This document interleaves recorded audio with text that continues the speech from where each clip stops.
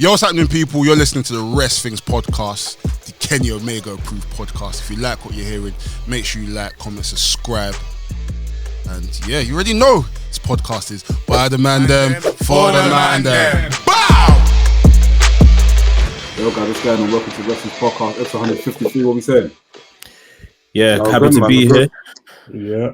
You guys sure you're happy to be here, fam? You just had the biggest win, the best, let's say, best pay-per-view of this year so far. And you guys just not bubbly or what's going on? No, it was a good show, man. I'm happy, bud. Happy New Year, by the way, guys. Happy New Year, fam. Happy New Year, man. How'd you last Christmas and that? Christmas was good, man. It was great. Got that Christmas stomach now. Oh, bro, I've been trying to green tea that every day, fam. You get it. Got a green tea, you have to fast, water and lemon. I said water and lemon. Water and lemon. The cucumber and the okra in it. Okra in tea? Have you heard about that? I don't know about that combination. You put okra in water. You can drink. Yeah, I've seen that. My mum does that. Swear. Yeah, it's good for weight loss. Interesting. I'm gonna check that. I've never heard of that before. Yeah, I need to check that as well. It's good for weight loss, though. My mum used it as well. We used to buzz but when we saw it happen, I was like, okay, cool. It works. Yeah. It's a full structure of Nafi, formerly known as the VHS Pappy. To my left, I've got... Who's on your left? Because you're on the bottom of the screen for me. Yeah, you might as well say he... Yeah. Oh, it's me. Event liver, champagne sipper, laps. Happy New Year, guys. What's up, people? My name's Mex. I'm a wrestling fan, wrestling enthusiast, a WrestleManiac, if you will. And you are tuned into another episode of the WRESTHINGS podcast. Mm-hmm. Yo, people, it's your boy NK, aka Man the Owl, Too Sweet to Be Sour, aka the host Japanese correspondent, aka the CEO, the president, the commissioner of the TDM, Tokyo Dome Merchants. Yeah, man. Tokyo Dome Merchants. Yeah. NK, when you do your promo, you have to turn off your room light, huh? I can't lie. When Mercedes started cutting her promo and she said, "I'm the CEO," I was like, I thought she was about to say TDM. Listen, if Mercedes ever said TDM, yo, my talk is clear. My talk is clear. As you can tell, guys, we're not in the studio this time round. We'll be in the studio next episode. So, yeah, regular vibes, but still, guys, tune into our channel, tune into this episode per se, because I know a lot of people are like, oh, you guys are filming on Zoom. I'm not tuning in. We're still going to give you the bang and bandage that you wanted. So, trust. Let's head over to AEW first. Dynamite last week was very good. The match, what do you call it? I think it's Game 6, right? Yeah. Game 6. The street fight, I'll call it a street fight, a false count anyway. That match has been sick. For the finish, from the way it started off to the middle of it, when they were fighting in the lobby part, when they went to the ring, to the finish, amazing. What's your guys' thoughts on the current status of AEW so far? Are you guys enjoying the stories that are coming out? Or yeah, I think the 6-man tag, they done well. They have been doing well. Like when they first said they were having 7 matches, I just laughed. Not that I thought, oh, this is going to be rubbish. Of course not. Look at the people involved. But the way it was first advertised, 7 matches, week after week after week after week, they used sense. They started giving us breaks in between this. They weren't back to back weeks. Obviously, they had to account for Kenny Omega going to Japan, as we know, and other bits and bobs here and there. This particular match was very fun. They found a way every week to make the match still interesting, make the matchup still interesting. Obviously, they were using hammers throughout the other matches, and they said, look, let's just have a no DQ match on a Falls Count Anywhere match, which was very, very fun. It's 3-3 now going into next week, January 11th, which is seeming, it's building like a very important show for Dynamite in general. And I'm still backing the Elite to become Trios champions at this point. I know there's still stuff going on with Death Triangle maybe internally, where it looks like Rey Fenix is a bit of a face character, Pac is a heel, and Penna's a tweener. But yeah, I expect the Elite to come out as champions. Yeah, I've enjoyed the matches so far. I felt like I kind of like when they announced the matches, I was kind of like they can't be doing just 7 trios matches like with no stipulations. But then once they start adding like stipulations later on, like the feud got a lot better. And even in the beginning, like I felt like each match is distinct. Like the second match I remember because of the CM Punk shenanigans. The third match because of like the hammers, and then now you obviously their next match is going to be a ladder match, which is going to be crazy because the Death Triangle and Elite in the ladder match will be crazy. But I've really enjoyed the series so far. I feel like the series has done its job. Either way, I feel like each team's gonna come out of this better. And hopefully they move on to other people. I know they've got House of Black waiting in the wings, hopefully to do something, I pray. And yeah, I feel like the trios division will finally get kicked into full gear because right now it's only been like these 2 teams. And obviously the trio division was kind of halted because, you know, Kenny was injured, and when he came back, the whole all-out situation, media scrum. So I feel like now the division can kind of move forward. And I feel like this kind of last 2 months has almost been a reset. We're seeing new people being pushed to the top. Obviously, Jamie Hayter became champion at Full Gear. Obviously, we're seeing Ricky Starks in big promo and big programs. Obviously, just had MJF, now he's with Chris Jericho. You know, you've got Samoa Joe with Darby Allin, Wardlow. You've got a lot of different things heading into the new year. So I feel like it was a reset, and hopefully into Revolution. Revolution is the next upcoming pay-per-view, and hopefully going into Revolution, we see a card with matches we haven't seen before. People being pushed that we're not necessarily used to being pushed. So yeah, I think AEW right now is like a reset period, and I feel like they're kind of establishing, okay, who are going to be the guys for 2023 onwards. So yeah, it's been enjoyable. AEW's been very enjoyable. I know after All Out was very weird. The show was very weird, but I feel like they're settling in and getting back to like the good old days of Dynamite. And even Rampage has been decent.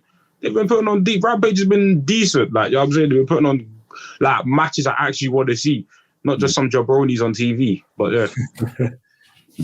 It's just today we're getting the rebrand, right? So we're getting the whole new. Yeah. I'm looking forward to that. As you guys know, we normally record on the Wednesdays. We normally record on the Wednesdays and we drop on the Friday. So guys, we're literally just living through what's happening now. So I'm scared. I'm scared. It looks obviously from the light. We know from the lights in it. It's not even just Survivor Series. It just looks very WWE. Yeah, but then again, NK, do you know? I think it's the camera. Like, I'm looking more like the cinematography that they've used. That whole thing of pointing to the camera, doing all that sort of stuff. The time it's very WWE. Even the way they lit the scene is very WWE. But I think when we do get to the actual thing, I'm not expecting any LED screens. You might get something like, I don't know, Dynamite, like explosion on the stage, something like a. That's a good point what you just mentioned there, Lloyd, because I think that we have to remember that, especially we're in the UK and we're seeing this stuff that is probably TV adverts. Yeah. Them doing all of that thing in the TV advert, is to making someone that's maybe not a watcher want to tune in. Oh, what's this? Professional wrestling. Like, it looks all glossy and that. Like, so maybe for us that are probably more a bit hardcore and, you know, we already know there's a place that exists that gives us that kind of presentation. This is almost like our, as I've always called it, this is like it's like the god of the indies, AEW. Yes. Like we don't necessarily want it to look like there. We want it to look good and look, you know, presentable and all of that, but we don't want it to look like WWE. It has to look like the alternative product. I'll be very honest here. Someone that doesn't have a trained eye on sets like this, whatever they see, they're automatically going to think that it's good. Like you said, it's only because we see what other companies are doing on their sets. We're like, yeah, this isn't good, that's good, etc. Like, if a new wrestling fan was to like start watching wrestling this year, they're going to look at this and be like, oh, this looks sick. You know, they're going to be hooked. And if anything, it will be more memorable to them than any of the other sets that are like memorable to us, like hardcore wrestling fans. You get it? What if they still give us the portal but different colours? Personally, I don't mind the portal. I don't care about the portal. I mean, the portals are fine for like an actual TV show, but we're heading to a pay-per-view. That's when I'm like, yo, give me something else. For me, I feel like Maggie. There needs to be something different. There needs to be like a better creative direction. Oh, sorry, NK, go. Sorry, no, but I feel like even with portals, like you could do a lot of different, like just because it's like circular, you could put like you could put stuff around the portal. Like you could, you know what I'm saying? I don't think obviously, I feel like the portals differentiate it. Like, you know, when you see portals, oh, it's AEW. Like, you just automatically know it's AEW. So I feel like it's not necessarily the portal. It's just maybe like, I feel like the design choices around the portals have been lazy. Like, for example, like the Double or Nothing set is AEW Dynamite. I feel like you can change the portal, maybe add some, I don't know, just add something on top of it to make it look different. But I feel like, having the thing where, because I feel like differentiating yourself is important. I feel like having, like, for example, even though we have different opinions about a portal, we know as soon as we see a portal, it's AEW. Like, we just know it separates itself from the other companies there. So I feel like, I don't know, just find a way to be more innovative with your designs. My problem with AEW sometimes is that we've seen from the past that they have the ability to do amazing sets. Like, they've shown us, like, when AEW was first, when they wanted to like prove themselves in the market, they were going all out for these pay-per-views. Bro, that shot of John Moxley on top of the chips is iconic. You know what I'm saying? I think of that Revolution set where, like, they gave everyone in the audience like these LED screens to hold up, and it made the arena bright. I think obviously Full Gear is still probably the best set they have now. Full Gear sets are amazing. Absolutely. Yeah. So I feel like Dynamite, I want it to feel big time, and I feel like the show I feel like we're gonna get a few LEDs on the floor. I feel like the floor will be like an LED ramp or something. Yeah. But we'll see. I just hope the main colors aren't black and blue, red and blue, because that's SmackDown versus Raw Survivor Series. You know, like that. No, you know what? My problem, if it was just a different color, if they picked gold or something, then I wouldn't have a problem. But it's just red and blue. It's just SmackDown. They film something with gold. They've got like a I forgot the name of it. You see when they got like a rest, I think when they got the wrestler standing in the middle and after the cameras go, basically what they just filmed in an advert. Okay. I forgot the name of the actual name of that. WWE filmed one with gold lights going around them. Like there's one of Bianca, Roman, and they just this is when they're in a ring and the ring is like LED lights. The ropes are like LED lights. Yeah, and after have you seen it? There's one of Roman and there's one of Bianca. Roman's touching the ground like that, and after there's like pyro bit. Yeah, pyro. Look like you got it's hard, man. I think they should have stuck with orange lights, bro. The orange lights were sick. The orange lights were hard. But then again, we need to see what they're going to give us today. Yeah, I think orange is Rampage's color, innit? Fair enough. Orange is Rampage's color, but something I don't know. We'll see though. We'll see. Like I feel like obviously we have ideas, but like let's see what they actually do and then judge off that, innit? Because we don't know, innit? Like it could be a thing where, because remember, like the studio they shot in is not reflective of the set that they've built in it, and hopefully the set different. Because imagine if it's the same set we always see all this time, we're like, what the hell? Like you can't gas this up, and then but we'll see. Yeah, we'll definitely see about that. Anything else happening at AEW? Let me just. We're getting a mystery opponent today, right? No, next week. 11. I mean, we're gonna talk about Wrestle Kingdom, so let's talk about this quickly. Yeah, that's it. Tony Khan has learnt his lesson. As per, hyping up things that shouldn't be hyped up. What do you mean? In what sense? Like, remember Christian? I've got a big free agent, blah blah blah, and then Christian walked out. And to be completely fair, I poo-pooed it a lot. I've really enjoyed Christian's work. Yeah. But he isn't big free agent, come and make a song and dance about it. You get, they've come and basically they're doing the same thing again. They said that this tag match is going to happen maybe about 2 to 3 weeks ago now. So they're clearly building to this, right? Cool. That's absolutely fine. If the person that is going to tag with Saraya next week, if her name is not Mercedes Mone, they need to announce it this week on Dynamite who this person is. Yeah. If it is Toni Storm, fine, fair enough. Let us know. If it is Thunder Rosa, cool. Brilliant, she's back. Let us. I think it's Thunder Rosa. I think it's not who I want to see, but if it's her, I think it's Thunder Rosa. I think it's Thunder Rosa. It could be her. It could be her. What was Thunder Rosa's injury again? Back injury or something? Yeah, she's probably back right now. Yeah, she's been out for a couple of months. Yeah. But the reason why I don't think it's Thunder Rosa, because even forget internet. Even the Thunder Rosa's run, she wasn't rated like that. So my thing is that like TK never put her as like, oh my god, she's like the primary face of the women's division. So it's like, why would now TK build Thunder Rosa coming back? Now, if he does it, then it's a joke thing. But I just feel like Thunder Rosa never even got this attention during her championship run. So correct. Yeah. So he may build her to coming back so that she can be in a position to, after this tag match, if they get the win, she can go straight back and challenge Hater and be like Hater's next program, because, you know, the belt was stripped from her. She never officially lost it. So we're shaking our heads. It's not what we want to hear, but it's just one line of thought. Yeah. But what I'm saying is, if the person currently works for the AEW, in short, you need to let us know this week. Yeah. As of time of recording, you need to let us know tonight. I thought they were going to tell us this week. No, the person. I think the person was just going to come out this week. Oh no, the person was going to come out the match. Oh, that's even worse. That's even worse. So it's gonna come out for a pop in it. It's gonna be like, you know, lights go down. Who is it? Yeah, that's basically like Christian. The way Christian came out for Revolution.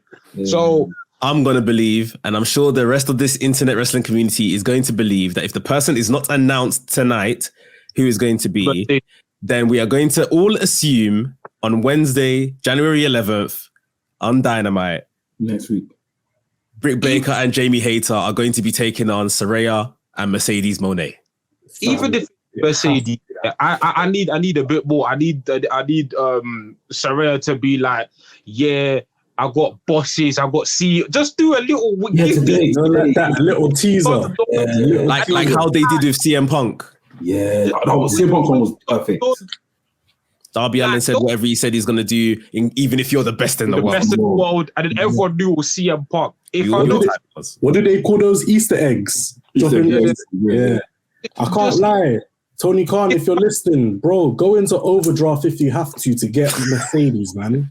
I don't even think he needs to go into overdraft. I'm sure, like I'm saying, I'm sure they've patterned it. Like Mercedes' price is not yesterday's price. Tony's a rich man. I don't even think that's the issue. My issue is, do not allow people, because if you don't announce it this week and then next week Mercedes Mone does not come out, the backlash.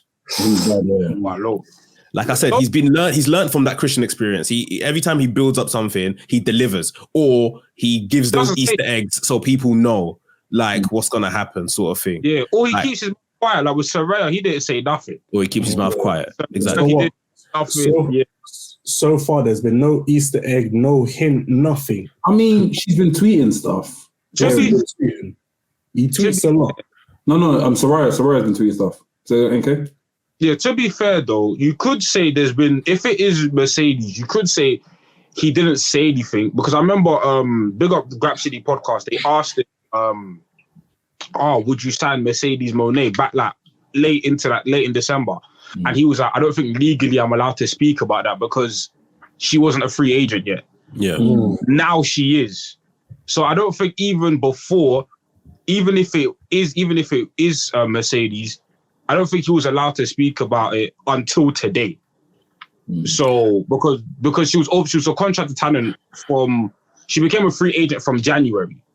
So let's see. Yeah.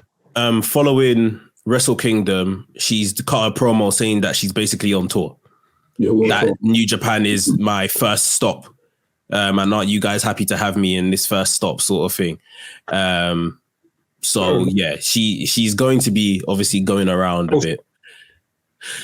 So yeah, I just think they need to let the people know. If it's not her, then whatever. Let us know who it is, and let's look forward to that as much as we can. If it's her, then January the 11th we'll receive her with open arms, innit?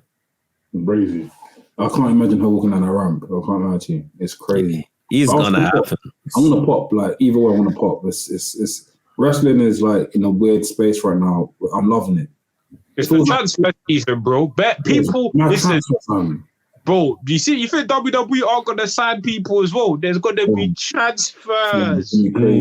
And Arthur, remember you've been speaking of days like this, wrestlers jumping from company to company. That's what it's about, bro. That's what it's about, fam. Like transfer season.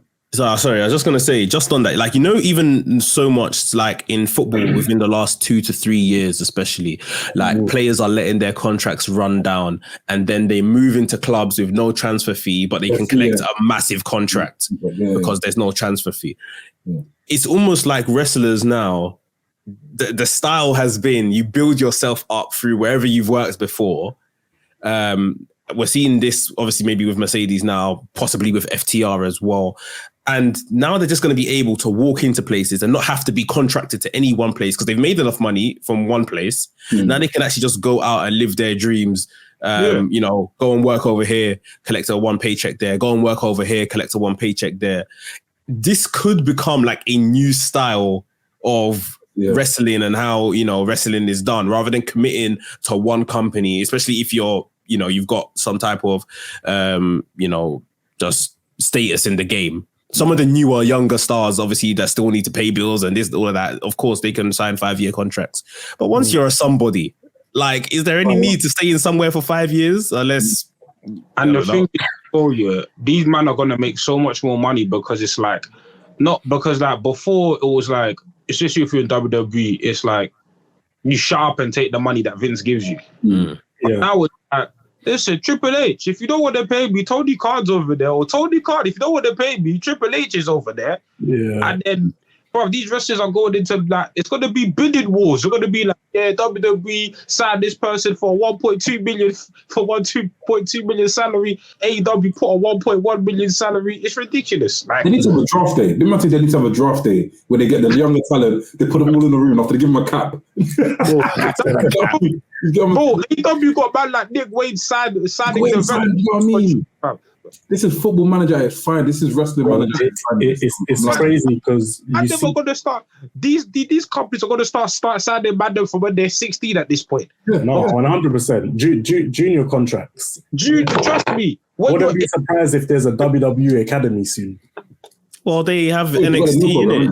And they got the NIL program, and even with the NIL program and the NXT, the Florida loop of some of the people that are in NXT now, but we don't actually see them on TV. They've literally said maybe a matter of months ago, like, if these people aren't showing progress in 18 months of them being with WWE, we're getting rid of them. And we'll go and recruit. We'll go back to the colleges and go get the basketballers and the college football players and stuff. We don't have time to be having, God forgive me, Angelo Dawkins that we're training up for 5, 6, 7 years, Aaliyah that we're training up for 5, 6, 7 years.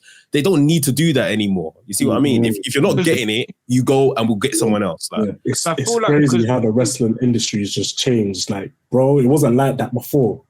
You had to build yourself up on the indies. Go ahead. Back in the day, like, obviously they'll bring in like a wrestler, like, for example, Mark Henry. Mark Henry wasn't a wrestler, right? He was a powerlifter. Powerlifter. Jay, correct him if I'm wrong. Big up knowledge. Knowledge, if this is wrong, blast me when you see me. I swear JR brought Mark Henry into WWE with no training, nothing. He went to WWE and learned how to wrestle and all that sort of stuff. They gave him the time. And from there, now he's when was Henry signed? Pardon? When was Henry signed? 96, I want to say. Yeah. 96, 97. It was in Nation of Domination, isn't it? Yeah. No, fair enough. Back then, you got thrown straight into the deep end. You were on TV straight away. Whereas now you don't get thrown on TV. Like, you go to the training center, which is different because they didn't have a training center like that before. And also as well, I feel the internet changes things now because back then, the only way man knew about man, like if you knew was TV, or if you were a hardcore VHS guy. Magazines as well. But now, because of the internet, yeah, bro, there are so many wrestlers that people that already have a name, that are free agents that WWE, AEW, whoever just won. You know what I'm saying? Mm-hmm. So I feel like, for example, we'll speak about it later, bro. When Jay White and Ospreay's contracts run out, bro, there's got to be a bidding war. There's got to be a bidding war, and that and the fans are going to be invested in that bidding war. I don't think that was the case years ago, unless people are going from WCW to WWF or vice versa. But now it's like, bro, the world is. It's like football, bro. The world is a market, fam. The whole wrestling world is a part of the market, so it's crazy, man. And this is important, fam. These wrestlers are gonna make so much more bread now, and this is why it's important to have multiple companies in the industry, innit? Yeah, exactly. 100. You know what's mad? I'm applying that football logic to wrestling. So like, once the transfer period's over, you can't buy any wrestlers. You can only work with what you've got, or you can make a trade. So WWE can trade someone to AEW, etc. But you can't buy no wrestlers. Go on loan and stuff. Yeah, or go on loan. That would be sick. It would the only difficulty with that is that it would make everyone have to have a similar contract in terms of start and end. So like football contracts tend to be from season to season, like June to June or May to May, whatever it is. So everyone in wrestling would need something similar so that, you know, if your contract is up, this is the period where it's up and you're a free agent, and then you sign in whatever month or whatever the case is. But and there'll have to be a wrestling commission that's bigger than WWE to let that run. I was thinking something about it, because I was playing FIFA yesterday and I was thinking, what if we had a wrestling game where there's like a wrestling board? Because FIFA's the board, and that's the football board. You know who the board is or should be? The IWGP. Oh, 100%. They're not. They're not tied to anybody. Yeah. So something like that. Where's IWGP base? Where's that base? Is that in Japan or is it? I'm not sure. I'm sure I'm sure it'll be Japan, but I don't know for sure. But yeah, ultimately they're like an independent, you know, what do they call it?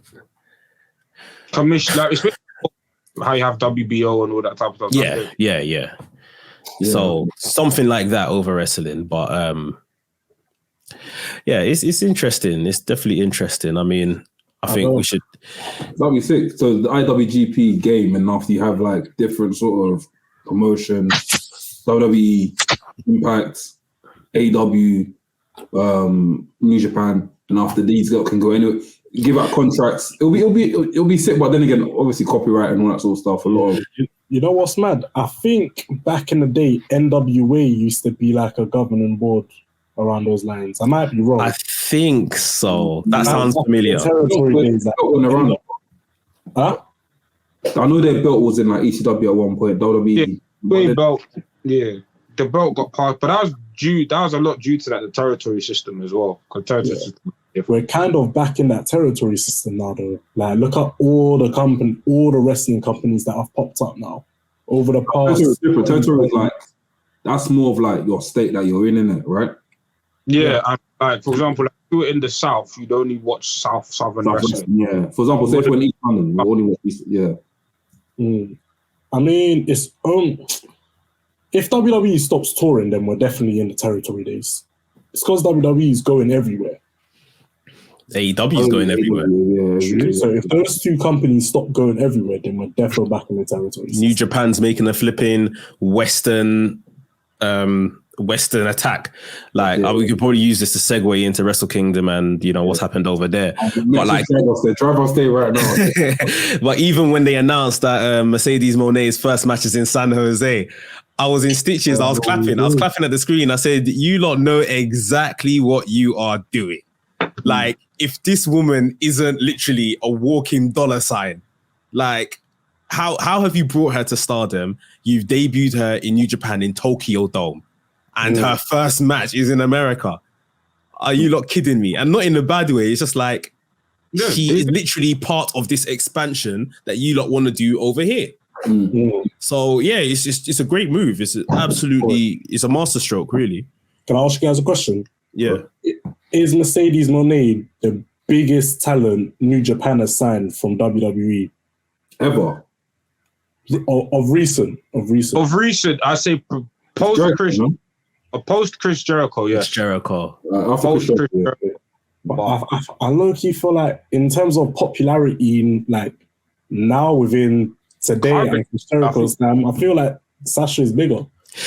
I think the difference is Chris Jericho was built. So Chris Jericho was like, as of, I think it was maybe November before the January, like, I'm coming here. He sent for the top guy over there in Kenny Omega. Like, he wasn't top guy. He never had the title, the world title, but he was a top guy in it. And they built that match, and Jericho arrived. And obviously Jericho's Jericho, innit? He's already got 20 years on behind him. The whole world knows who he is. And they delivered a brilliant match. And obviously that reflected in pay-per-view buys and people that attended the event and all of that kind of stuff. Sasha Banks was pretty much, she's been out of favor off our screens for a while. She's big business still. She's a big deal coming and saying that Sasha Banks is going to be there, but it wasn't a match that they were announcing. It was still very vague. It was just, Sasha Banks is going to be at Wrestle Kingdom. I guess we can only wait a couple, maybe a week or so and see, what the figures and stuff were actually saying on the back of that. But I'll say Jericho over Sasha.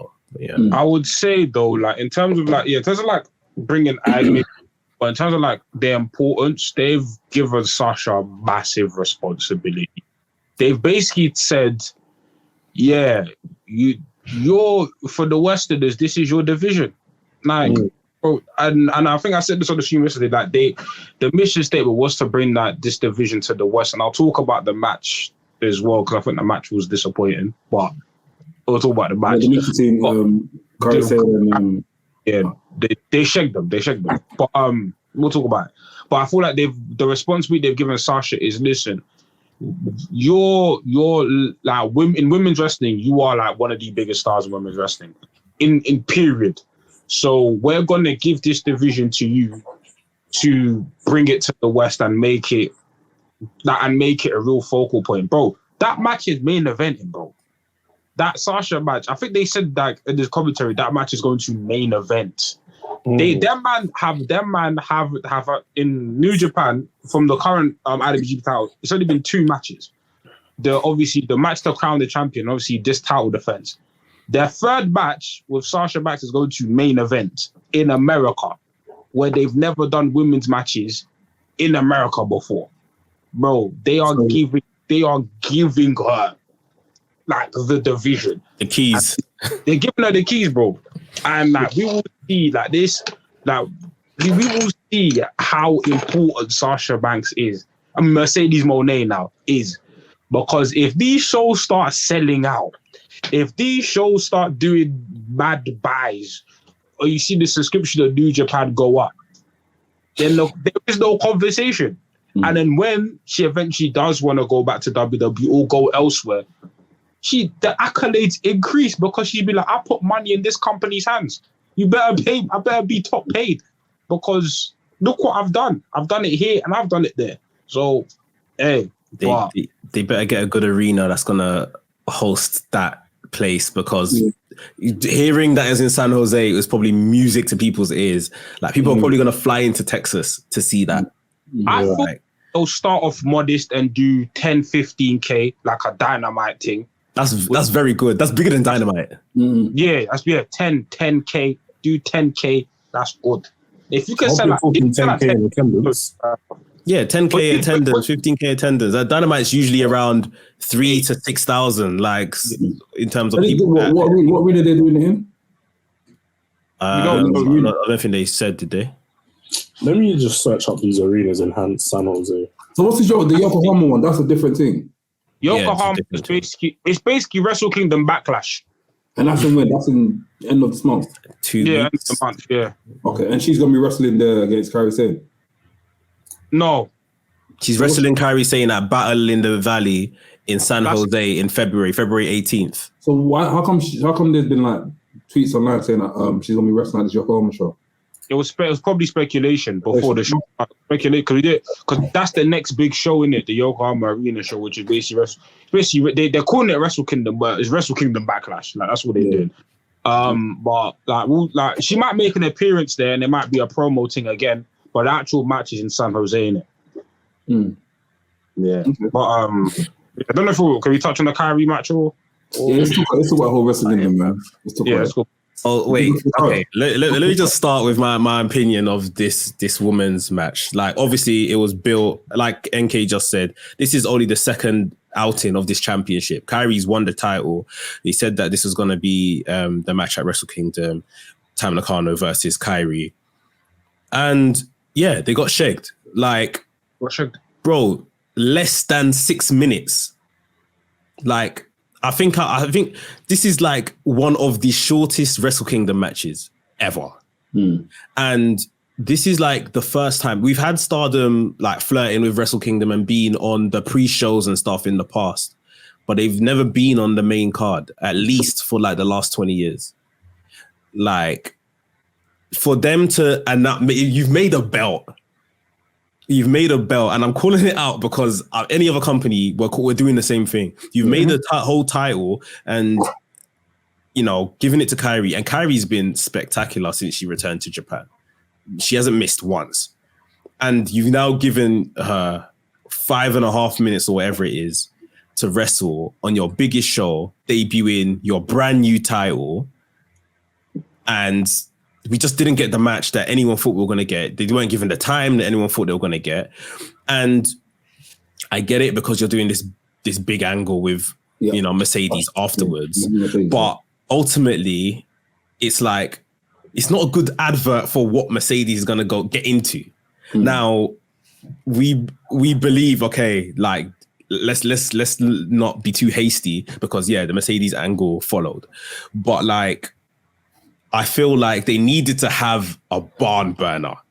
This being the debut of this in front of all these people, especially because a lot of people would have tuned in because they want to see Mercedes. And I feel like if they put on a really good, stellar Stardom type match, everyone would have said, right, this is why Sasha left.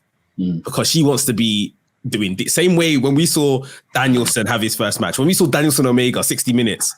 I get it. This is why he's left WWE. To have these kind of bouts.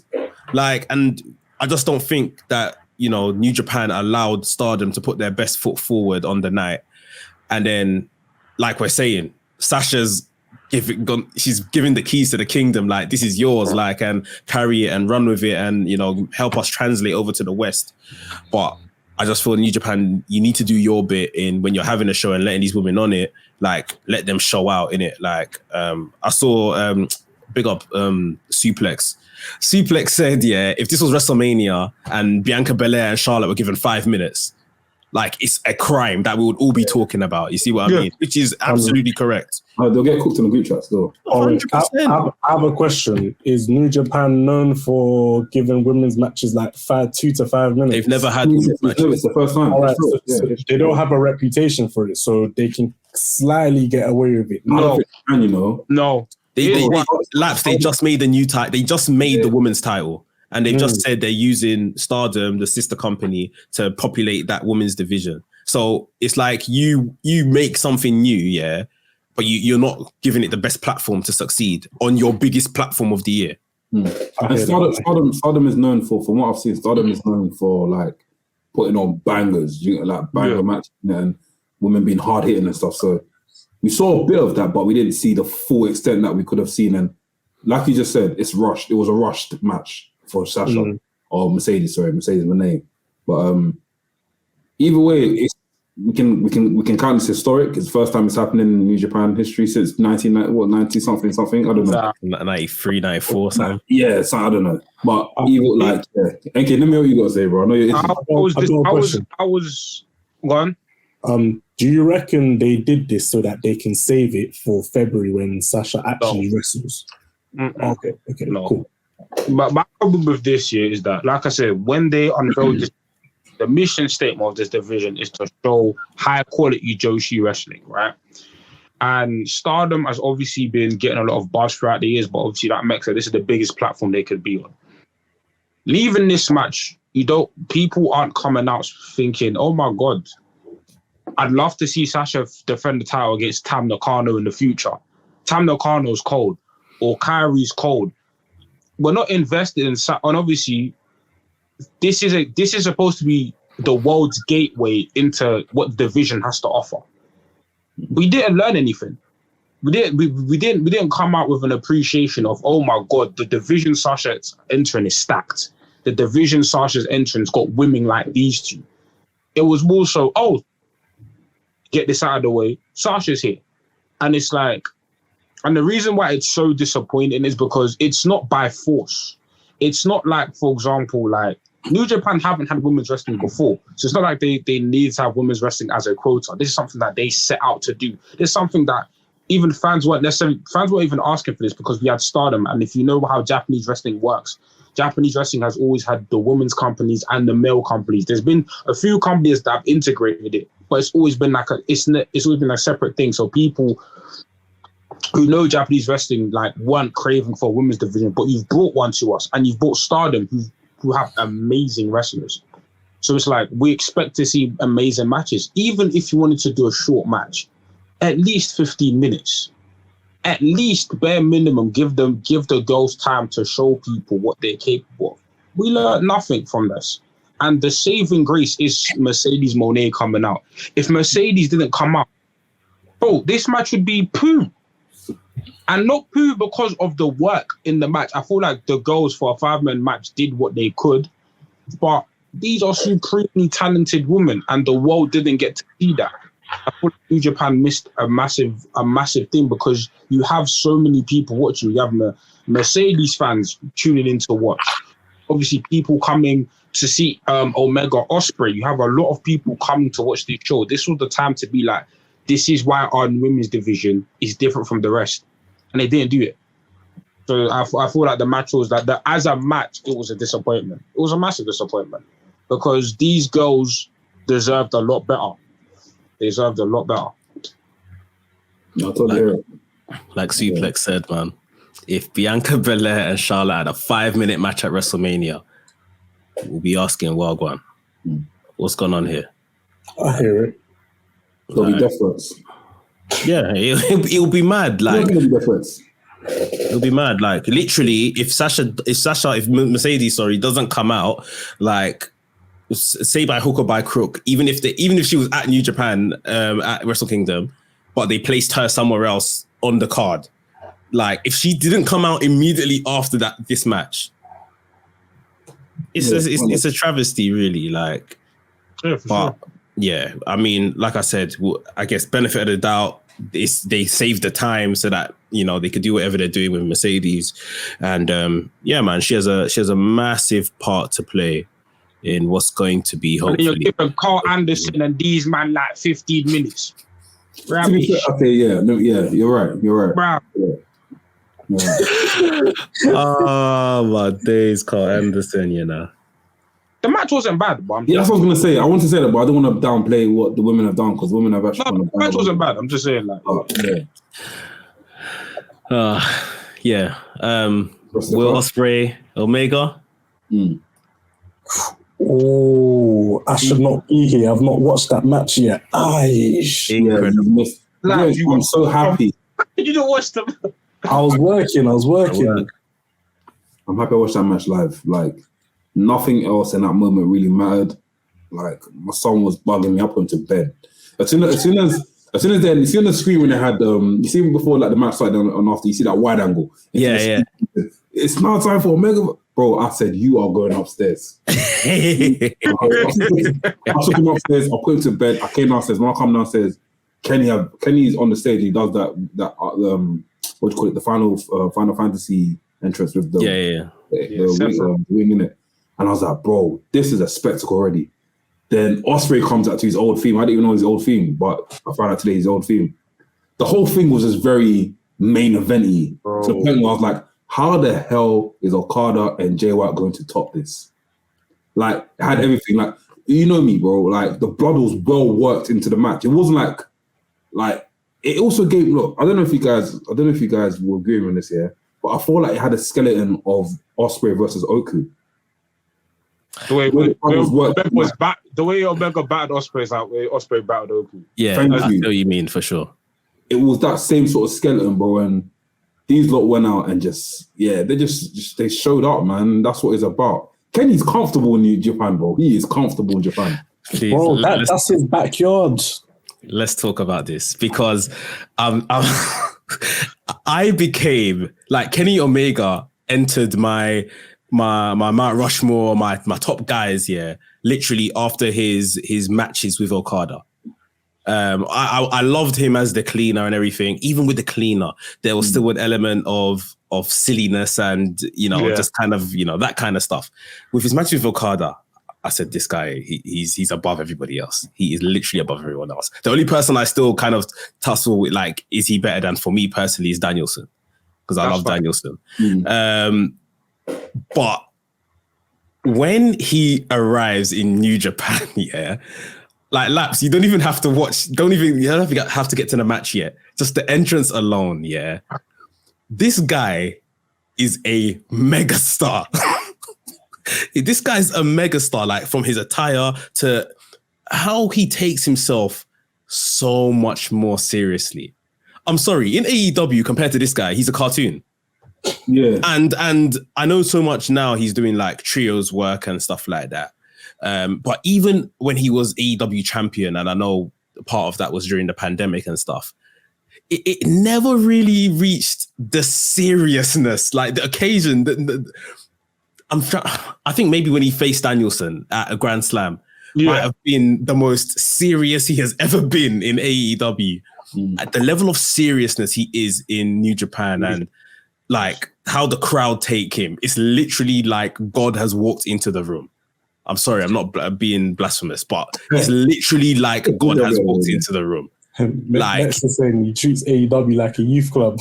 Bro, you know what part of it is? It's because he's the EVP and he probably doesn't want to be seen as, I'm putting myself front and center and all of that kind of stuff. Yeah. So he kind of just takes a back seat, even though he's still who he is.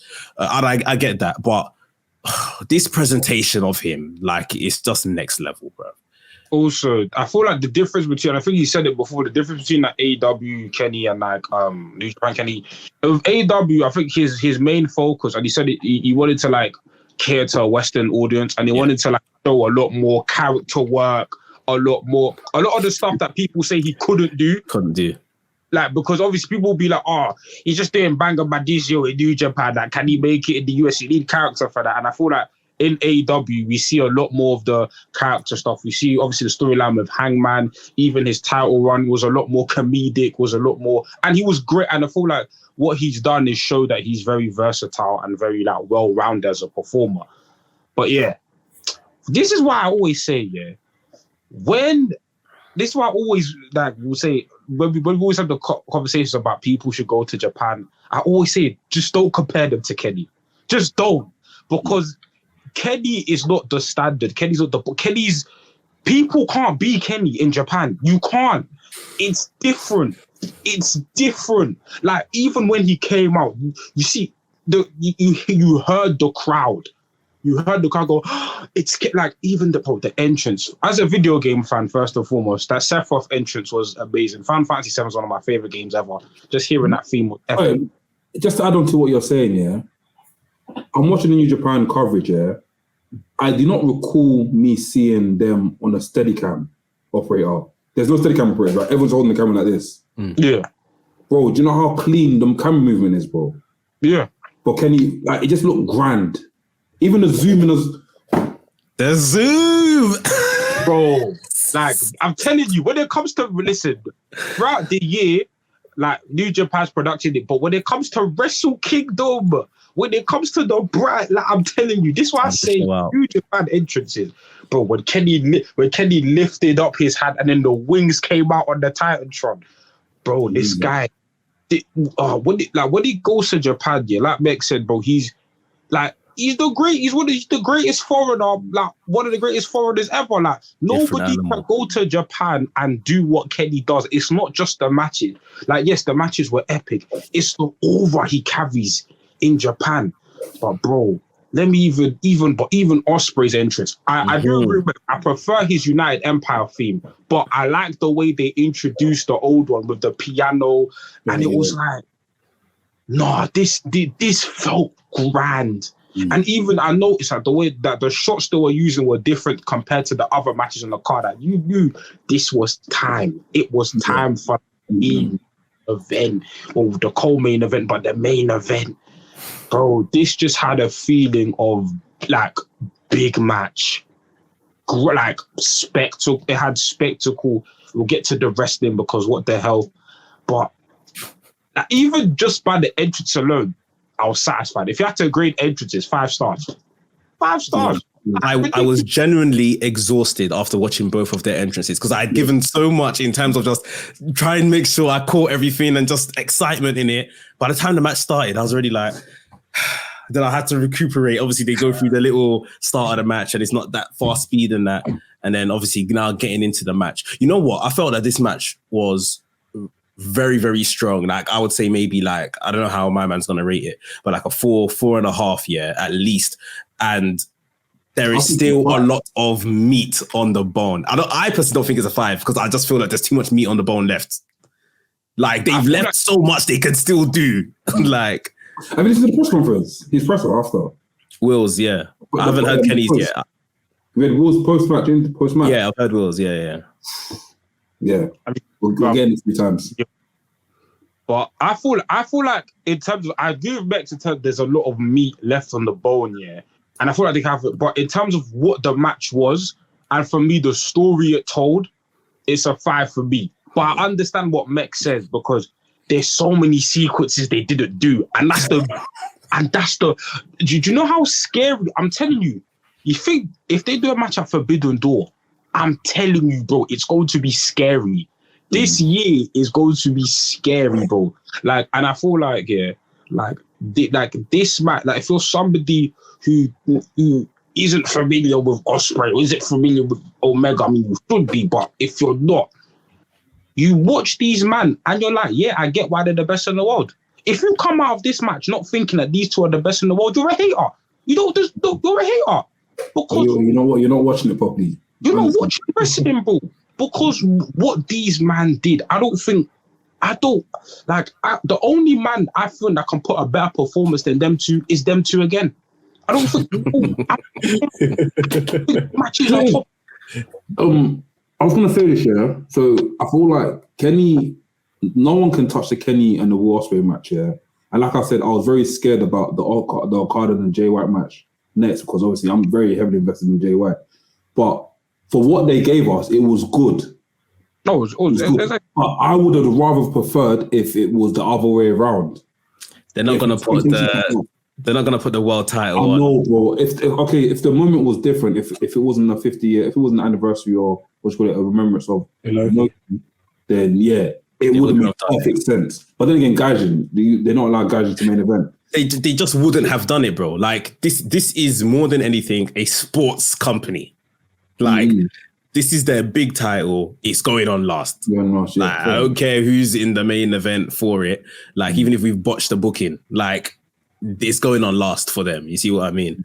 And you know, some wrestling purists and fans will say that that's how it should be. The world title main events, full stop.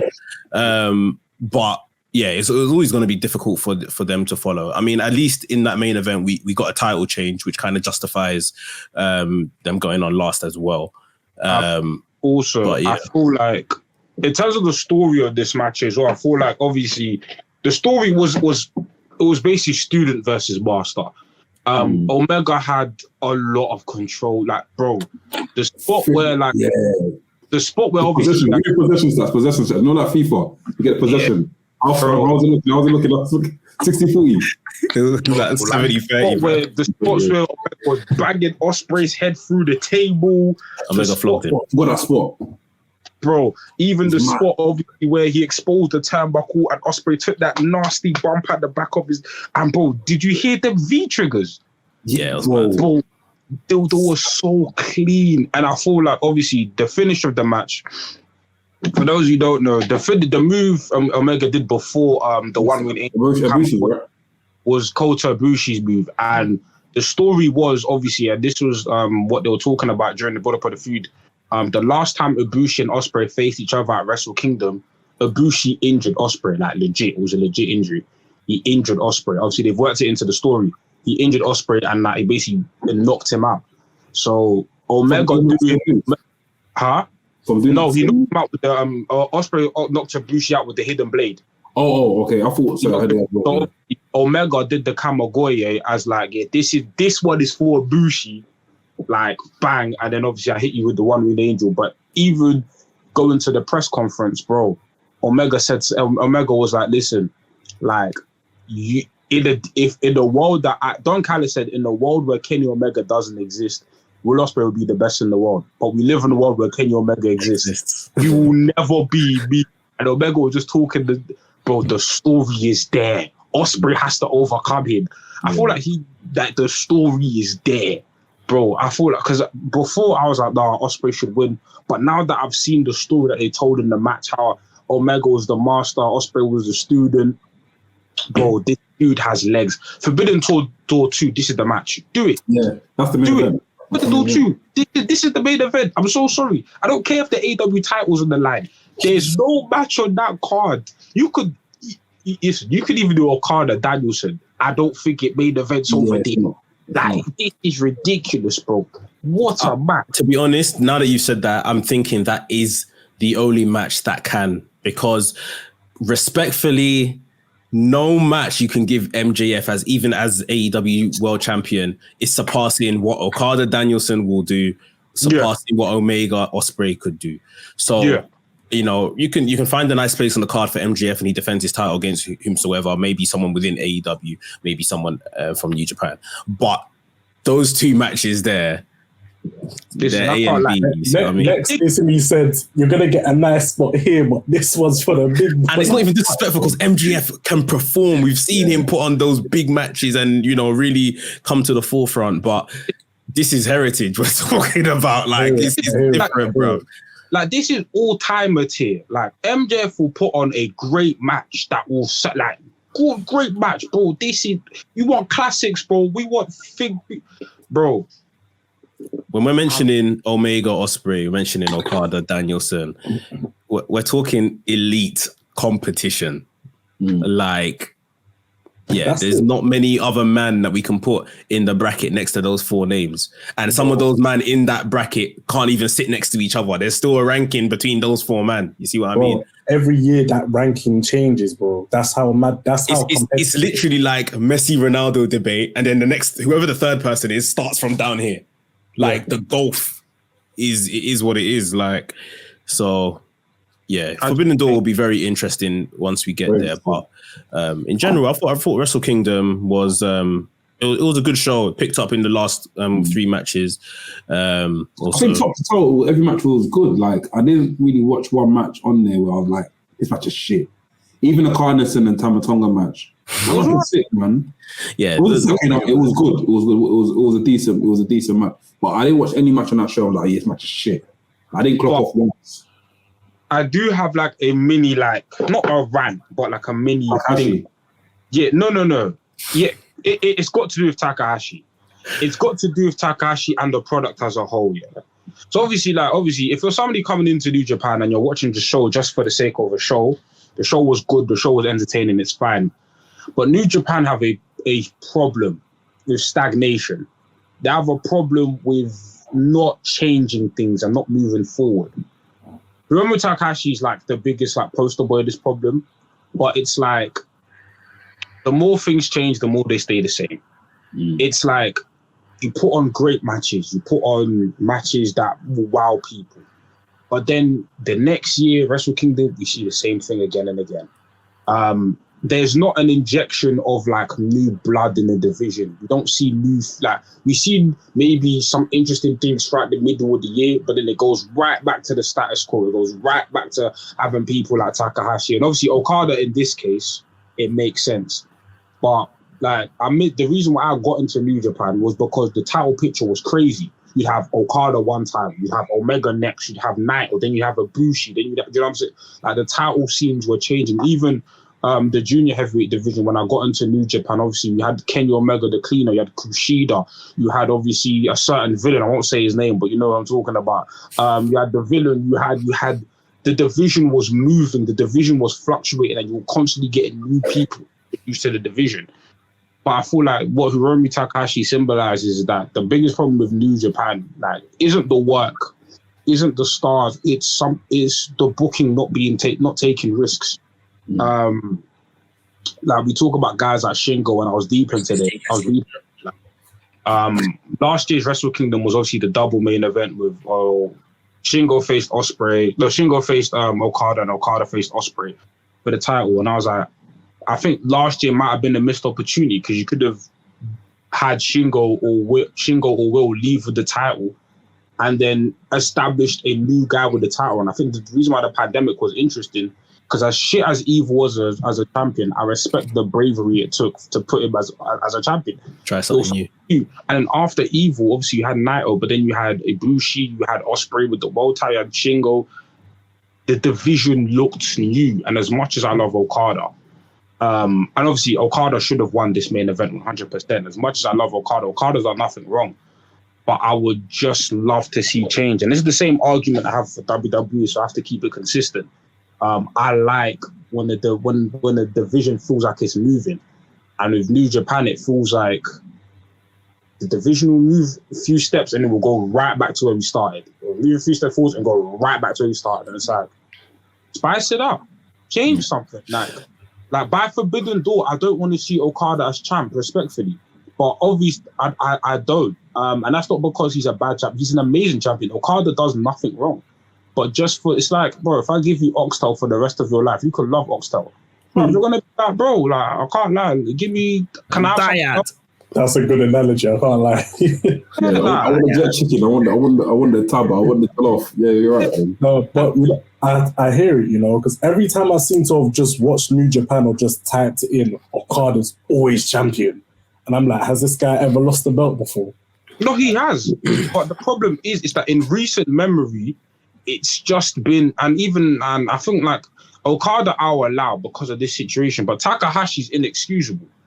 Why? Bro, like even if you look at the Titantron, bro, they put 4-time Best of the Super Juniors winners. Best of the Super Juniors, basically the tournament that the juniors win to go into Wrestle Kingdom. He's won it like 3-4 years in a row. What? And then he keeps winning that Wrestle Kingdom. How is the division going to move forward when you have the same guy doing the same? And it's not even like he's doing anything different. It's the same Takahashi. He's cold. Takahashi's amazing. But come on, bro. Enough is enough. Like, we have to move forward. Like, this is like, the show was good. I enjoyed the show. But this is like for somebody like who's like, and I'm sure Mex agrees, for people who watch the product year in, year out, it's like, bro, change something. It's rinse and repeat. I think me and you were having this conversation like last year or so, NK, in terms of we were counting. I was counting how many times Roman Reigns has main evented WrestleMania. You were counting how many times Okada has main evented Wrestle Kingdom. Similar numbers. I think they're both probably up to about 6, 7, or 8 now. I think Okada might have surpassed them at this point. If you count like the 2 night shows, then don't worry, WrestleMania's coming. Like Roman will catch him again. Like it's just because it hasn't happened yet. But like, yeah, they're both probably on about main evented, the biggest show of the year, about 7 to 8 times maybe now we're looking at.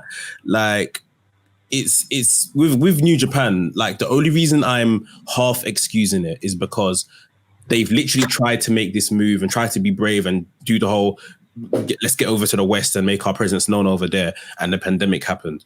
And obviously AEW happened. And it's like they had to take a step back. We're out of the pandemic now. And this, for me, it's like I was calling it in the group chat, it's almost like a reset. Like, so I'm not surprised the show ends with Okada as world champion. I'm not surprised the show ends with Kenny Omega as United States champion. And I'm not surprised the show ends with Hiromu as junior heavyweight champion. It's like the reset button has been pressed now. But like NK is saying, this is now for you guys booking it. Like maybe this is, we have to start thinking who are the next guys coming through.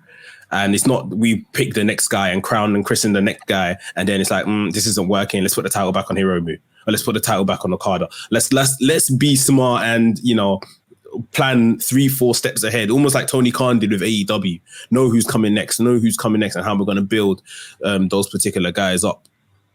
I feel like the way the commentators were talking about Shota Umino on that 6-way match, I feel like he might be the next guy they might push. He seems like he's like, the son of Tanahashi, as mentioned in the video that's going to come on Monday. And even they said it. I think they even said it on the commentary as well. Like he said that he looks up to them. So I feel like he might be a good person to push. He's done his time in UK and stuff. Done his excursion and stuff. But then again, how like for the young, what's it called them, the LA Dojo boys, what does it take for them to like evolve and become the next face? Like New Japan take their time. So when we're talking about, I'm sure you're alluding to like Carl Fredericks, obviously Gabriel. Yeah, Carl Fredericks, Them man, they're gonna have to work their way up. They're gonna probably even junior heavyweight tag team. They're like, that. Like they're gonna, bro. It's gonna be a pro. Like you, like their man will probably. I think now that they got the TV title, that belt is stiff. But they got the TV title now. Bro, it's mad stiff, bro. It's what starts. I feel like they could go through that route of like, okay, beating someone like a Zack Sabre Jr. and then, but that route is long, bro. That route, you won't see them man for a good 2-3 years. I'm not gonna lie to you, bro. It's gonna take like, but with Shota, I feel like with Shota, I think eventually he will get to that title picture, but I feel like a good spot for him now. I mean, not now, because now Omega's got the belt. It's a bit techie. I would have said US title, but now Omega's got the belt. It's like, but okay, I would have said like Shota. And again, I'm a broken record. IC title would have fixed this.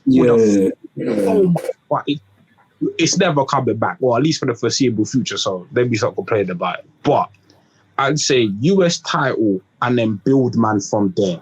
I'd say the guys to look out for that they obviously Shota, Ren Narita, they've got big plans for, and we'll see. But even the guys there's even guys right now who are experienced, like the Shingos, the Wills. Obviously, Ibushi's gone, but yeah, the Shingos, the Wills. They won't ever do anything with Sanada, but Sanada would have been interesting in that picture. Just like guys that we know, but guys that, you know, can slot into that main event picture here and there. Do you know what I'm saying? I feel like, I feel like Will Ospreay will be the next guy that gets like an extended IWGP title run. But yeah, like, I feel like there's guys there that they could definitely utilize going forward. But just switch it up and give Okada a new rival, son. If they want to be different, I mean, they won't do this because it's Okada, but like, let's say Okada loses the title, he feuds with Shota for a bit. He beat Shota. Like, Okada's not going to lose to Shota. Like, realistically, it's not happening. But he feuds with Shota a little bit, gives Shota a bit more exposure, have like some compelling matches and raise his stock. Do you know what I'm saying? Like, do that. Yeah, they're you know, like I said, I think this is kind of like a reset. I think it might have been Elijah, big up Elijah. I think he said maybe some months back that maybe they even need to, you know, remove the pen from Gado, find a new booker. It's been a long time that he's been in charge and he's done well, but switch it up, innit? Yeah, they need a new booker. I feel like a new, because I feel like with Gado, like he served the company well, bro. Like he's done well, but I feel like with bookers as well, like we run out of ideas, and especially with New Japan. New Japan's not a product that that has like it's not like a Western product where Western products, a lot of the different factors can change things. With New Japan, it's like, bro, what Gado says, Gado goes. So I feel like a new booker would really spice things up, and also just having working relationships with other companies. Obviously, AEW would be nice, but you know, there's other, like Noah doing their thing, DDT are doing their thing. I'd love to see. I've had this conversation with Doe, but I'd love to see in the G1 Climax, Akaito Kiyomiya or Takeshita, or do you know what I'm saying? A lot of some of these other Japanese man them coming into the G1 Climax and freshen things up and have new matches, or even people from CMLL come. So. There's stuff to do in it. We'll see, because I feel like if next year I don't see change, that's when I'm really gonna rip into New Japan. But for now, pandemic has haunted them. Do you know what I'm saying? Like, a lot of these companies, they just come out of a pandemic, like out because of wrestling. You can say stuff, but like you said, by next year if they're still doing the same BTs, then jump on them, innit? Yeah, things are back to normal now. Like no more excuses. Things are back to normal now. So they've got 1 year to kind of prove that they're attempting to get back to a place of solidarity, a place where we can see new talents coming through and who the next guy is and stuff. And we'll see from there. Do you lot want to jump over to the E? The E.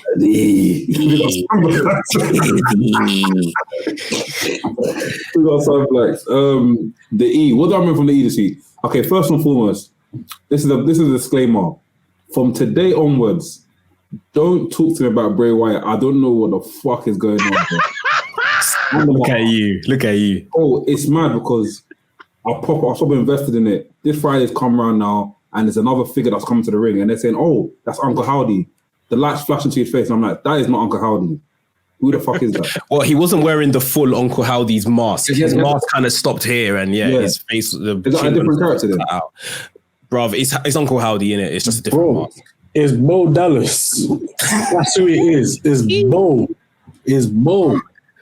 It doesn't make sense. I'm just so confused about this whole thing. I don't know what's happening. He now attacks Bray Wyatt. LA Knight's confused. Do you know what? I'll wait until Royal Rumble. Guess what happens at Royal Rumble? Having the lights off match, which is going to be very intriguing. Let's talk about that, in fact. Yeah, go on. For the love of God, can someone tell me what a pitch black match is? Is it that? They're going against health and safety. Are you not gonna? They're gonna run that nonsense they tried with Randy Orton at WrestleMania with all these things on the canvas, or they're gonna try run like they did with Seth Rollins when they had the red light match. What is a pitch black match, please? You know, I think they're gonna do the match that they had with what's that lady from NXT, and they fought. It was like a nighttime match, and after they fought in the dark. But it had pillows. It was a lights out match. Lights out match, yeah. I think they're going to possibly do that, like lights just out. Turn the lights down low. Turn the lights down low. These lot go one on one together. What? Say again? Is it a cinematic? I don't think WWE don't want to do cinematic matches anymore. I think it's literally that. NK, they're gonna just turn the lights down low. Yeah, and let them just have a match in like the semi-darkness, and there'll probably be some spooky figures here and there. I'm on the Queen have matches in red. What you say again? Is it going to be like when the Fiend used to have matches in red? Yeah, basically. I think so. But like maybe this is going to be with spotlights, just a few spotlights. I can't lie. When I hear something like this, I think Vince is still running the company still. Now this is all brain. I can't lie. This is all Bray's brain. I know it's brain. I found good things about LA Knight though, in terms of like he's been trying to like sell. He's very good. He makes me laugh. That was it? Yeah. I think there was one. I think SmackDown 2 weeks ago. Yeah, he was going back and forth with the crowd with it. Back and forth with the crowd. So at one point, I think he was like, "Oh, I'm gonna go find Bray." Yeah, and he was like, "You didn't need to say that." And he went to the back and after Bray collapsed him. Yeah. Do you remember that? That was a bit dumb, but.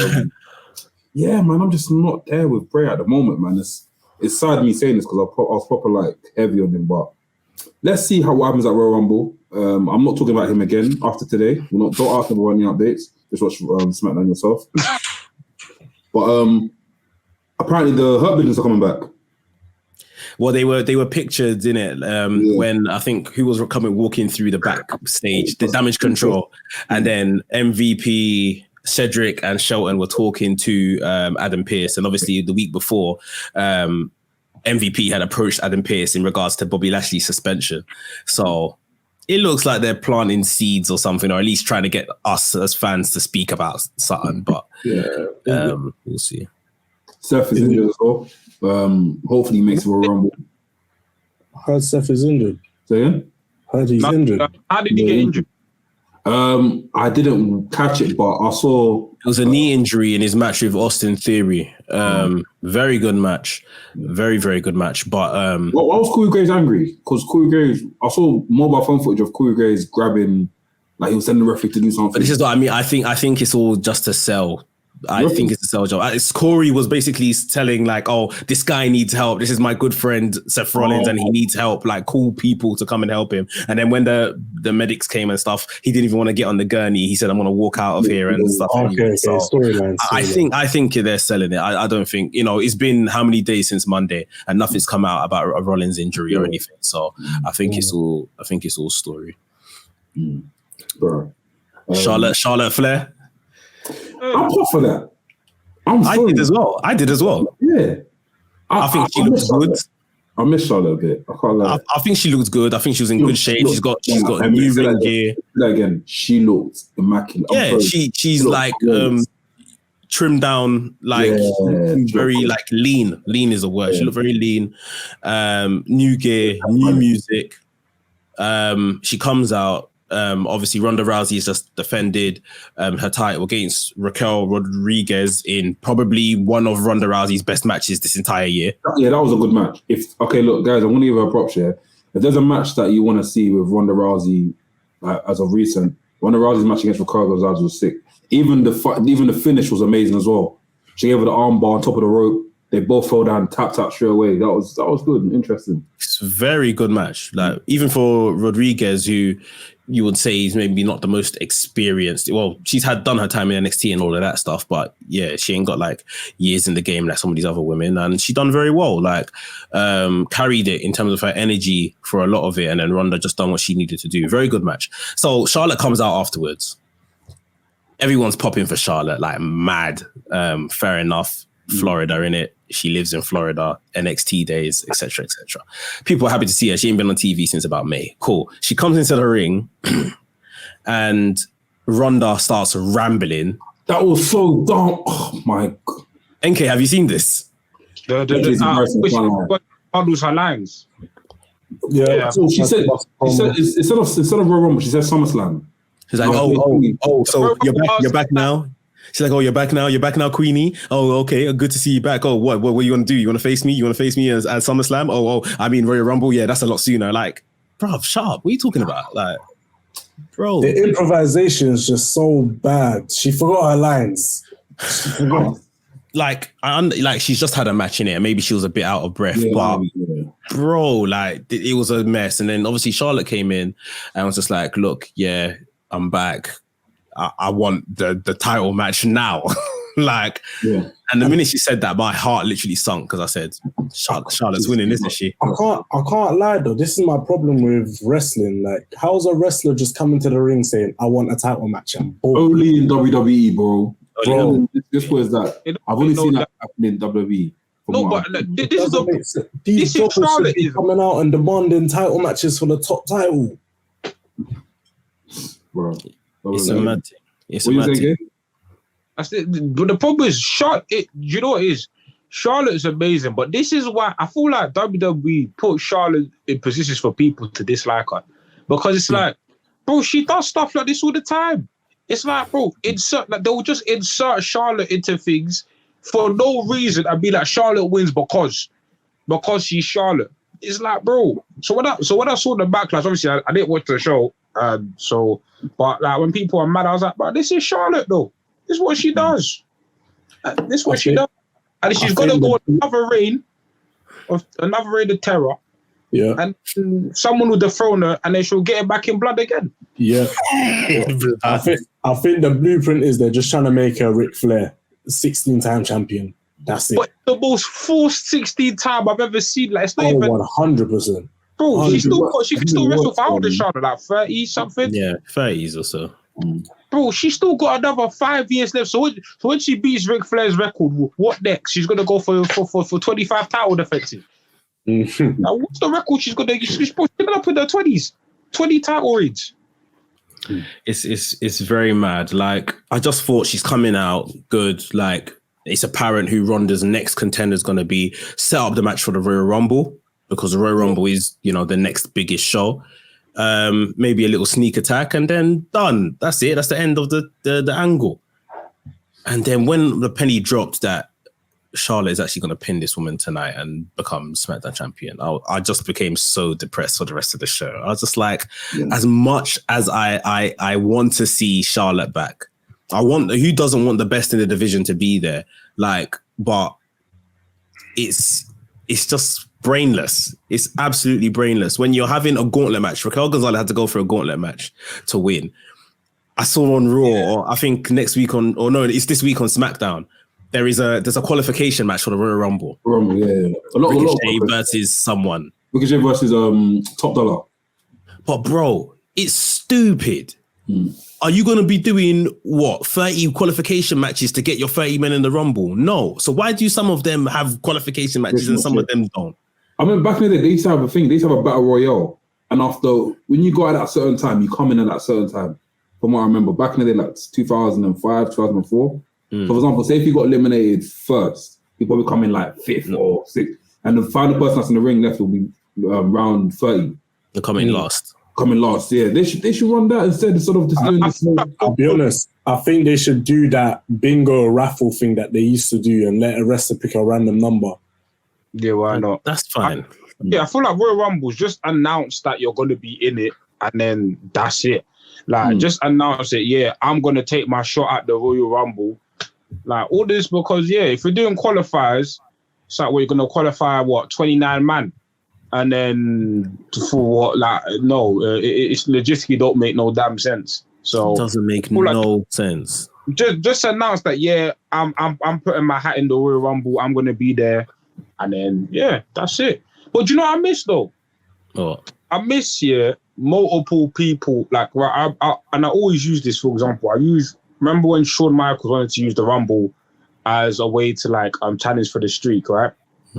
I miss when multiple wrestlers had a reason to win the Rumble. Yeah. Like, when multiple wrestlers be like, I want to win the Rumble because I want this. It's more so, I'm in the Rumble still. Yeah, I'm going to be there. But it's not like, tell us why. Obviously, us as fans know why you want to be the Rumble. But no, you as a wrestler, tell us why. But instead, it'll just be like the 1-2 people that they're setting up for Mania that will have their reasoning, and everyone else just be there for vibe. They don't need, not everyone needs like a 10-minute segment, but just be like, I'm gonna see you at the Rumble, and I'm gonna eliminate you, and even have rivalries going into the Rumble. You know what I'm saying? So, it's a very good point, because even like how they are portraying the bloodline and Roman Reigns, it's like, why exactly would you want to get into the Royal Rumble right now? Yes, to have your chance at the title, but do you think you're going to beat Roman Reigns? Like, do you think you're going to overcome that whole family? Like, we had Austin Theory, who, fair enough, justified why he cashed in his Money in the Bank for the US title. Because, bro, I've tried. I can't get through to these men. You see what I mean? I can't get to Roman because there's a bloodline in the way and all these other people in the way. Like, it's like, man, want to have a go at Roman. I want to main event WrestleMania, but really and truly, like, they should be showing, like NK saying, some type of concern that, okay, even if I get to Roman, how am I going to go about this? You see what I mean? Like, it's literally like, I'm entering the Royal Rumble. Like, I'm here for bands. Yeah. Back in the day, like, all of this stuff, like, I just used to, just take it in and just not even worry about it, whatever. It's WWE. But now we've got multiple products around. Like, I can't stomach this stuff because it doesn't make sense. This is why I went on nearly 6-month rant talking about like AEW rankings. Yeah, because you've put something there, like you say you're going to do something a certain way, and then if you don't do it, WWE said they're not doing rematch clauses anymore. So why did Charlotte get a match against Ronda? Isn't that a rematch from when she dropped the title to her? It's just, do better, man. Like, do better. I mean, that's it for the week, right? Yeah. Is there any questions? Oh yes, we have questions. So what's the line that Dole says? Ask questions when we get you, the viewers, to ask us any questions you want. But for I find these questions, got a few announcements. I think I'm okay to announce it now, right? Royal Rumble. I'm allowed to announce a Royal Rumble, sir? I don't know. Yeah, I think you can. Yeah, I can. Yeah. So basically, guys, if you have nowhere to watch the Royal Rumble on the 28th, right? Guys, hit us up, man. Come watch it with us. Tickets will be out very soon. I'll let you guys know more information about that. So when tickets drop, grab a ticket, come watch the Rumble with us, man. Same vibe, same energy, and that sort of stuff. Let me find this Ask for Swings. Also, buy us coffee, man. Buy us our coffee, man. I can see we're at home, but we're still sipping on the juice, innit? So grab us something to drink. Cool. So first question for Mr. Frimpong. Do we see Mercedes Mone as Saraya's mystery partner next week? If not, who would you like to see? Worst case scenario, if I can't get Mercedes, get me Naomi. But other than that, everyone's a floppage. Is Naomi a free agent? We don't know. Probably not. But I'm just saying, just for fantasy booking's sake, if you can't get me Mercedes, get me the Albie. But now Albie's free. The Albie's going back to her husband, man. Nah, she's going to the E. Yeah, it's got to be Mercedes for me. If it's not Mercedes, I don't even know who else has a free agent per se that has got like a affinity with Paige that it could be. Like, I have no idea. So it's for me, it's Mone or bust, really. I can't lie, I think it's Mone as well. It's either her or Thunder Rosa. Yeah, I wouldn't like to see, but if it's her, Thunder Rosa, innit? I just feel like, they're gonna. If it's Thunder Rosa, they're setting her up for failure, fam. You know, she'll get booed. Yeah, and it won't be her fault. If it's Thunder Rosa, as of time of recording, they need to let us know tonight. Bro, they're gonna set this girl up for failure, bro. Because already Thunder Rosa is divisive amongst the community. If it's her, I don't. No, God forbid, let's say it's Thunder Rosa and Mercedes ends up debuting at Revolution or something. Nailing the coffin. She's finished. She's done. She might as well go to Stanford, Connecticut now. Go to Triple H and be like, I want to work for you because your time with AEW is finished. And become a what's it they said that she said that they offered her when she went there, a referee or a coach or something. I think a trainer, a performance center, no? I think he's a referee, you know. I swear. Who's Thunder Rosa? Yeah. I think after she debuted in AEW and I think she was still NWA champion, either they contacted her or whatever and they offered her a job as like a referee or a trainer or something in NXT. Come on, man. Yeah. Disrespectful. But I feel like yeah. I said, I don't know, maybe I'm just but I feel like Sasha is still got her ties to WWE.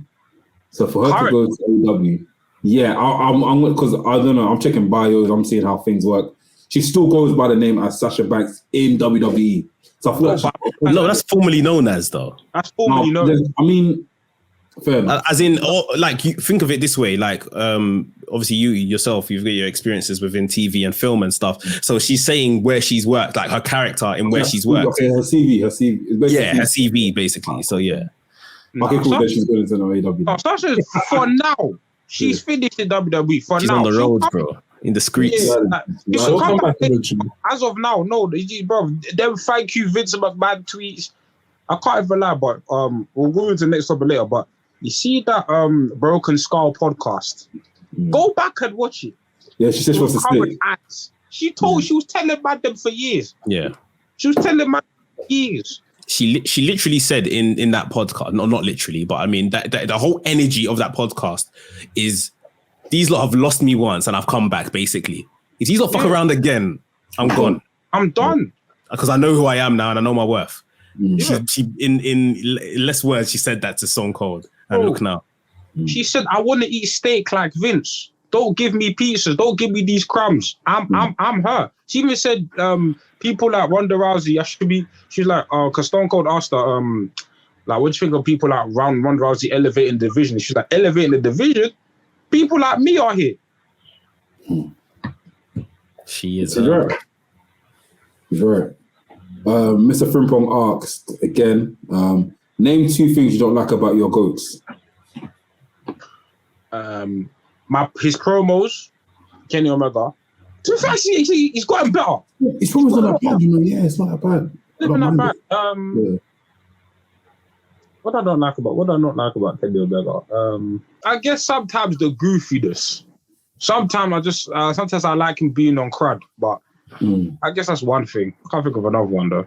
What was the question again, Nafi? Name 2 things you don't like about your GOATs. I don't like the fact that his career ended early. Oh, Brett. That goes Brett, yeah. Brett and Stone Cold had a career. That's Brett. Brett's career ended so early, and I don't like the fact that he's listed as a boring person.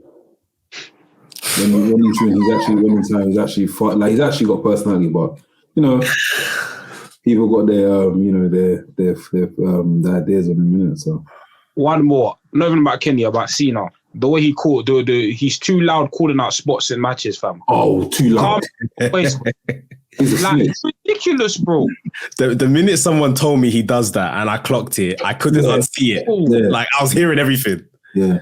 Like, Cena's so jarring, bruv. You could see the move coming from by the way. Colin elbow tie up. Shut up. Yeah. Just on the topic of GOATs, I always have to bring this up. I remember one time, I think maybe 2 years ago now, myself and Afi Del were doing a stream on my channel, and we were talking about black wrestlers, black Mount Rushmore. And then I named Sasha Banks in my black Mount Rushmore. And I'm just glad to see that it's paying dividends today. That's what I wanted to say. I remember that. She's in mine too. Yeah. She's in mine too. That's my girl. Nabil asked, who are the wrestlers to look out for in 2023? 2020. Leon Slater. Yes, Leon Slater, yes. You see his ascent, it's mad. Like the pace he's moving, like literally. He's going to be on TV very, very soon. Very soon, yeah. How old is he now? Like 18 now? Oh, he's like 18, 19. He'll be on TV before he's 20. Yeah. By 20 years old, that guy's on TV. Yeah. It's crazy. Bro. Another guy, I think it's going to be a big year for Tate Mayfairs, you know. The year that he had last year is just literally just going to lift him up this year. Like he's been about the whole, like in UK wise, the whole of last year. Just a matter of time before he flies out to the States and stuff, does the bits in the States.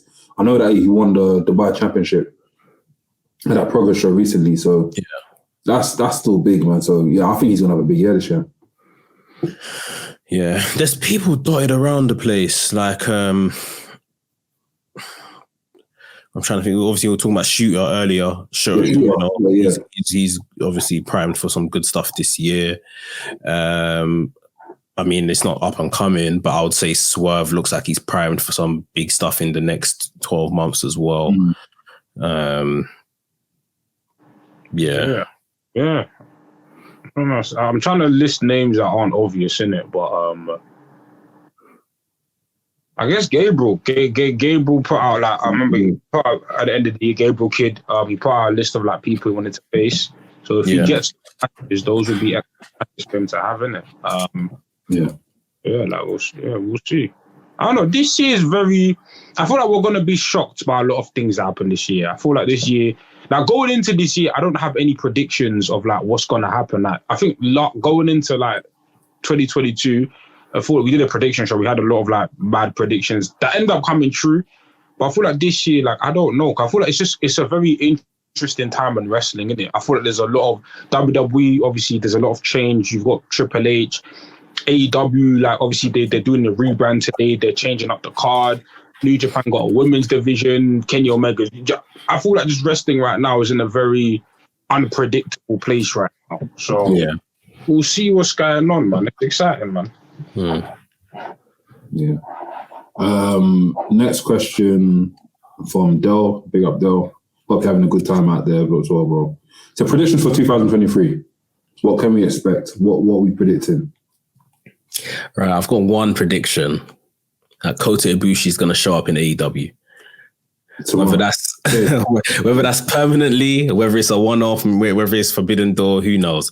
But in this calendar year, by December 31st, Kota Ibushi is going to have shown up in AEW. I bet that one, if you catch me on stream, it will be worse than Shibata.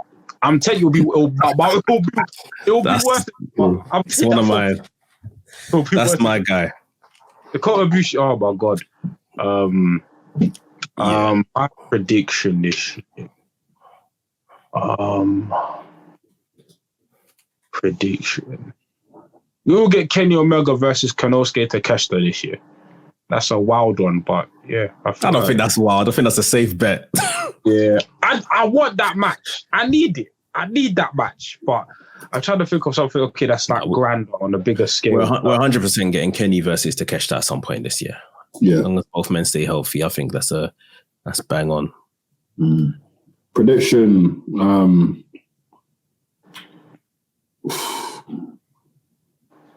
I don't know. I think on our prediction here, I think we're gonna see the split in this whole undisputed championship in WWE. So it won't be undisputed no more. Someone's gonna win it. They're gonna split the titles, and they're probably gonna change the design into like an old school design. We're gonna go black and gold. Does Roman get dethroned this year? I know does Roman get dethroned this year? Like not just one, both dethroned. I think he's gonna get dethroned by Sami Zayn. They don't have the bollocks to do it. I will make a whole apology video if WWE do, but I don't see WWE having the bollocks to give him one of those titles. Because you know what's mad? I'm seeing little weird character, things from weird traits from Paul Heyman. Like from the everyone's just acting weird towards Sammy. So other than the Usos, so from outside looking in, and obviously you man can correct me. The way it looks like from the outside looking in, it looks like Sami Zayn's gonna turn on the Usos, and maybe him and Owens are gonna take the tag titles. That's the turn I see. Okay, yeah. That's the turn I see. Sami's gonna have his chance at Roman's title. He's gonna lose, and then he's gonna drop down. Maybe Kevin Owens, as his old mate, comes and picks him back up. Say, look, we can still beat the Bloodline this way, and they go into WrestleMania and have a brilliant tag team match, because I think that would be an amazing match, and win the titles. Yeah. But the only other thing is that obviously they said that they wanted to split the titles, and Cody wants to win the WWE title. It's like, how do you take a title from Roman now with X amount of months left before WrestleMania? You don't want to pin him. And Cody's not even back yet, innit? Cody's not back yet. Cody's back. April, he said, what's it? April 2nd? No, he's coming for a Rumble, innit? The only thing I've thought of is that if they are going to do this, they'd have to literally put Roman in the Royal Rumble. Yeah. And say the Royal Rumble's for the WWE title, not the other one, the Universal one. Yeah. And the likes of someone like Seth Rollins wins the Rumble, throws Roman out, and that continues their story in the background. And then when Cody does return, then Cody and Seth Rollins can happen again at WrestleMania. Is that a sad way to end the Tribal Chief run, though? It's not, but I don't think they should be talking about splitting those titles before WrestleMania anyway. Yeah. But a lot of reports have come out within the last 2 weeks that it's been an idea of, apparently they are struggling to think of how they're taking these titles off. Bro, it's hard. No, it doesn't make, it's so hard for them to, for even me to even come up with something. Because I don't want The Rock to come and win the title. I think The Rock should get smashed out. Yeah, The Rock should win. Night 2, I can't even imagine Cody even pinning Roman Reigns. At this point, we're gonna have to get what's that Big Bill? What's Big Bill? WRST. Has to come and help out. Oh, it's I don't know. Big Bill. Big Bill, bro. I was about Goldberg, fam. He said Bill. Yeah, man, like Bill Goldberg. Yeah, it's a very difficult one, especially if they want Cody to win that WWE title this year. How do you have the match against Roman for one title and not the other? They've literally booked themselves into a corner. The problem is the brand split's not even a thing anymore, so you can't even do, I'm defending the SmackDown title or the Raw. Nah. Yeah, they haven't really been enforcing that either. So yeah, interesting. Strange one. Yeah. Last question from Jimmy. Jimmy goes, What are you guys' top 5 matches in AEW 2022 and top 5 matches in WWE 2022? Oh no, that's right. I can't think about it. I can't give you 5. It's a loaded question. Still, give you one. One of your favorites in each company. How about that? 2022, Cody Rhodes versus Seth WrestleMania. I probably enjoyed that match. That was fun. I was gassed. Maybe it was moment tacked in it. But I probably enjoyed it. My favorite match in AEW is probably this one. Okay, no, I could give you 2. My favorite was the Elite versus Dark Order at All Out. Number 2 was Anarchy in the Arena. Anarchy in the Arena. That's probably my number 2. And then WWE. Becky Lynch versus Bianca Belair at WrestleMania. That was all. That was it. Yeah, that was my favorite Mania match. Yeah, one of my favorites, maybe not my favorite, but it comes to my head first in AEW last year was Takeshita versus Hangman. yeah. Dynamite. I thought that match was so good. WWE. Seth Cody? No? I enjoyed the WrestleMania match, but I don't want to give it spectacle tax. Yeah. I've given it. I'm sorry. Yeah, I don't want to give it spectacle tax. Yeah, it was I think Gunther versus Sheamus was an incredible match. Yeah. You watched that live? Yeah. Clash of the Castle. That was very, very good. I'm trying to think of some other ones. Don't know. It's been a good year, but you just put us on the spot to answer these. But yeah, there's been some other good stuff. AEW Ospreay versus Orange Cassidy. That match was fun. Oh, of course. Best match of it. Yeah. Ospreay versus Cassidy was very good. Yeah. No, there's been some. I know I did a whole. Oh, I guess obviously I said my favorite women's match in AEW last year was obviously JB Hater versus Hikaru Shida got me. Oh, brilliant match. Gas, bro. Oh my God. I watched that match, yeah. And obviously when we done tier rankings, I think when I think it was, and after you had JB Hater, when you pulled her out, I said A. And everyone was like, cool down. And I think we settled and put her in B or somewhere, which is fair. I watched that match and I said, are we sure she's not an A, bro? Because bro, that match there. Jamie, no, listen, when I say Jamie, I beg Tony, don't. I need Jamie versus Britt Baker at Revolution so they can split them apart. I want Jamie Bowers. I need Jamie to. Jamie's cold. She's got presence. She's got question. Everything you're naming, yes, she has. But can we trust Tony Khan to book her well without Britt Baker on her side? No. But if you feud her with a certain Mercedes, you can. You can.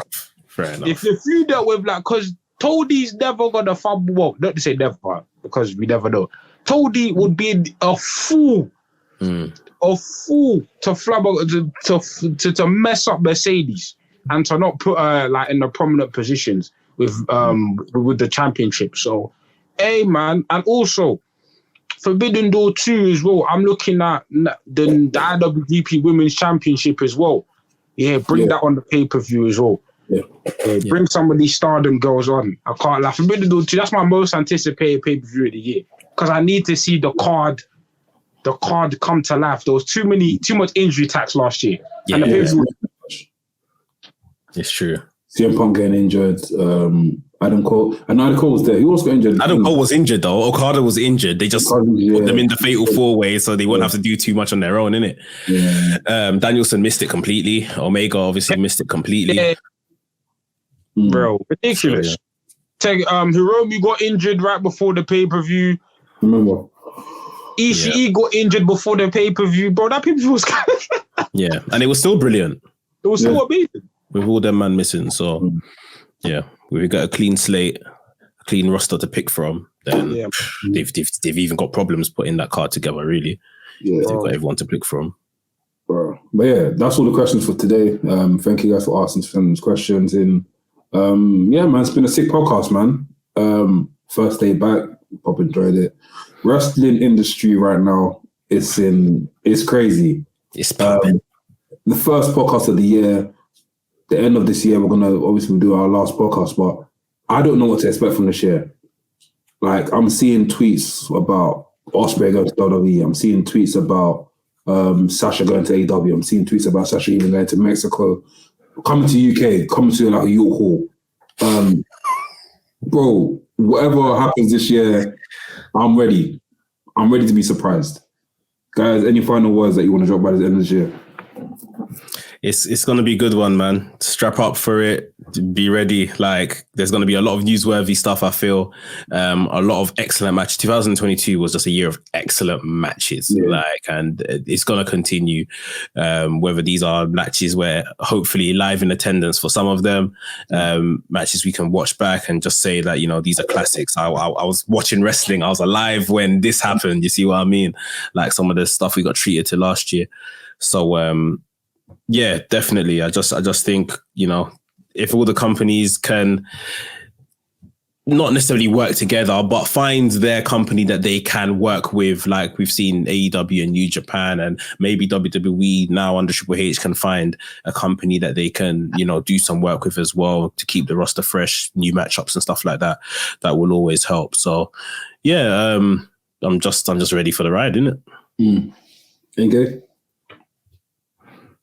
Yeah, I feel like this year we're just going to see a lot more people open their eyes to professional wrestling. And I've even, bro, I was gassed even seeing the GC that Bear Man watched Wrestle Kingdom for the first time. Even at the same time, it's crazy. Yeah. Yeah. And then even just like others, not just AEW New Japan, but I don't know, Triple A need to fix their streaming because some of these matches aren't streamable. Like, come on. But yeah, just that I want people to like not discover a new company, but you just like find a new wrestler that they weren't a fan of before, they didn't know before, and be like, oh, that's my guy. You know what I'm saying? What in whatever company. But yeah, I feel like wrestling a lot more. What I like about 2023 is that a lot more people are coming into things open-minded, innit? So that's what I like. Yeah. Well, guys, this has been Wrestling's podcast.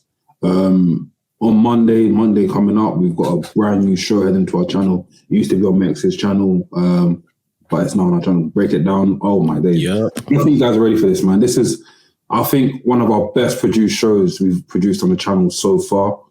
I'm not even guessing, like, obviously, my favorite was Wrestling's House, followed by tier rankings. But this one here, this is next level of production. If you haven't seen the trailer, go to our Twitter account at WRESTHINGS and have a look at the trailer, man. Yeah, and the first episode is about Tanahashi. It's fitting for the time that we're in as well. So, guys, go check it out when it drops on Monday. But yeah, from us, guys, want to bid you a good night. What is that's right. It's enough. Max. NK. And I'll bid you a good night. Goodbye. Is that what he says, right? You watched it still. I watched it, bro. What is it? I'll bid you a good night. I must bid you do goodbye. Bang. Bang. You just got to the end of the podcast, and if you enjoyed what you've listened to, enjoyed what you watched, enjoyed the vibes, make sure you like, comment, subscribe, and we'll see you on the next episode. Bow.